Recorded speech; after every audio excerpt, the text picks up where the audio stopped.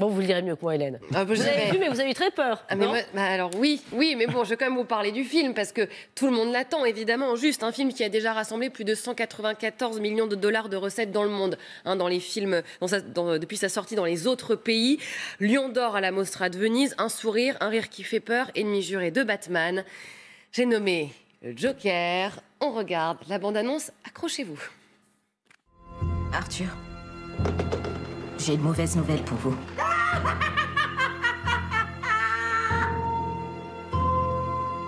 C'est la dernière fois que nous nous voyons. Vous écoutez rien, hein? Vous faites que poser les mêmes questions chaque semaine. Ça va au travail? Avez-vous des idées noires en ce moment? Tout ce que j'ai, c'est des idées noires.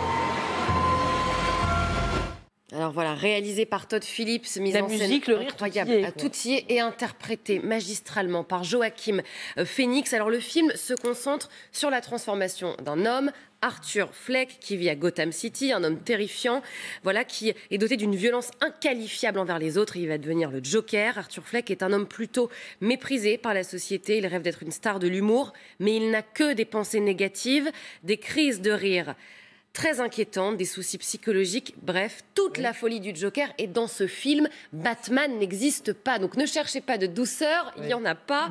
Alors, après, oui, c'est l'histoire du Joker. Batman, on ne le voit jamais. Non, il n'existe pas. Ah d'accord, il n'y est pas du tout. Après Jack Nicholson, Heath Ledger, Jared Leto, c'est au tour donc de Joaquin Phoenix d'interpréter le Joker. Et sa métamorphose est bluffante. Il a perdu 24 kilos.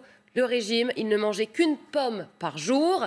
C'est pas beaucoup. C'est pas beaucoup et c'est dangereux. Voyez, François Xavier, ce qu'il faut que vous fassiez maintenant. Oh, mais pourquoi vous dites ça? Oh, Christophe.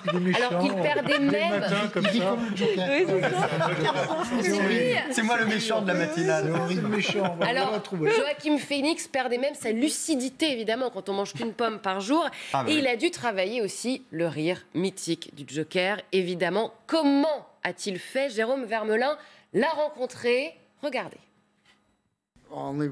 Ce rire du Joker, je l'ai répété quelques fois seulement, et ensuite on l'a trouvé sur le plateau.